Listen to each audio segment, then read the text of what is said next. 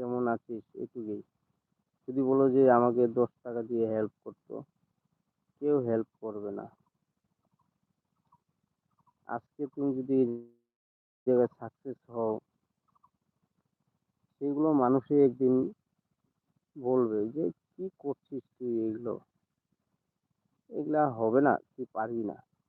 আমি জানি হবে না, কিন্তু যদি সাকসেস হয়ে যাও, সেগুলো লোকেই একদিন বলবে তোমাকে, আমি জানি তোর দ্বারাতে হবে, তুই পারবি, তুই এতদিন থেকে কাজ করছিস, তুই পারবি, তোর সম্ভব, তোর হবেই।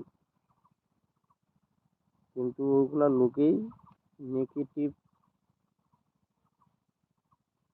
এনার্জি দিবে তোমাকে,